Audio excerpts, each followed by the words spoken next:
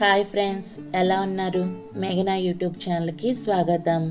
ఈరోజు నేను బెండకాయ పులుసు చేసి చూపించబోతున్నాను. ఇదిగోండి, స్టవ్ వెలిగించుకొని బాండీ పెట్టుకొని నూనె పోసుకోవాలి. నూనె వేడెక్కిన తర్వాత తాలింపు గింజలు, ఎండుమిరపకాయలు వేసుకొని వేయించుకోవాలి.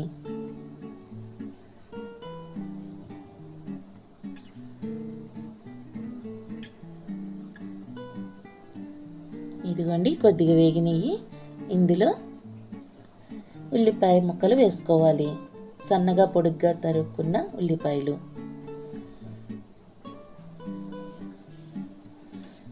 కాస్త వేయించుకోవాలి.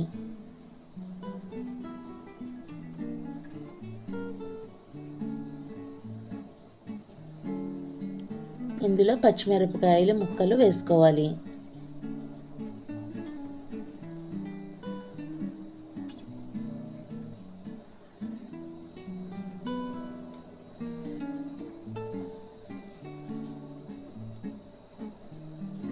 కొద్దిగా కరివేపాకు వేయించుకోవాలి.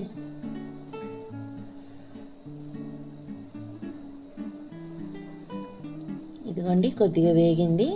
ఇప్పుడు ఇందులో అల్లం చిన్నులపాయ పేస్ట్ వేసుకోవాలి. నేనైతే వేసుకుంటున్నాను. ఒకవేళ వేసుకోకూడదు అనుకున్న వాళ్ళు వేసుకోమాకండి. అల్లం చిన్నులపాయ పేస్ట్ వేసుకుంటే చాలా టేస్ట్ బాగుంటుంది. ఇదిగోండి, వేగింది.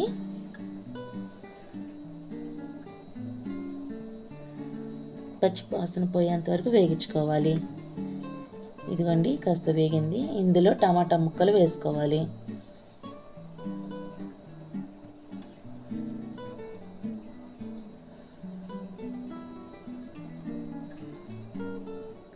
ఇప్పుడు ఇందులో కారం, పసుపు, ధనియాల పొడి, జీలకర్ర పొడి, కూరకు సరిపడేంత ఉప్పు వేసుకొని బాగా కలుపుకోవాలి.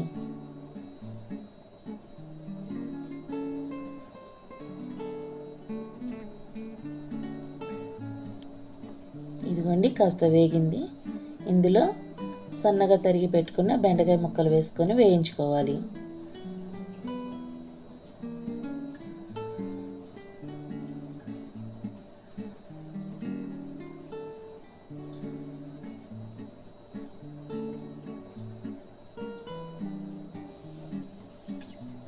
బాగా కలుపుకున్నాక మూత పెట్టుకొని ఒక 10 నిమిషాలు మగ్గనివ్వాలండి.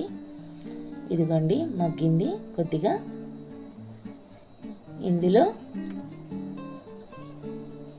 చింతపండు రసం పోసుకోవాలి, ముక్కలు మునిగేంత వరకు బాగా కలుపుకోవాలి. మూత పెట్టి ఒక 1/2 గంట సేపు ఉడకనివ్వాలండి. ఇదిగోండి, చూడండి, 1/2 గంట తర్వాత ఉడికింది.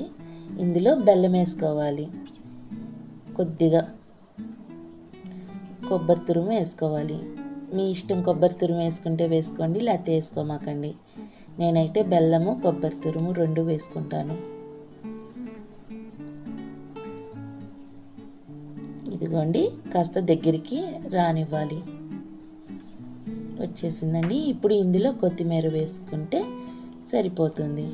అంతేనండి, బెండకాయ పులుసు రెడీ. మా వీడియో కనుక మీకు నచ్చినట్టయితే లైక్ చేయండి, షేర్ చేయండి, సబ్స్క్రైబ్ అవ్వండి, కామెంట్స్ కూడా పెట్టండి. Bye bye.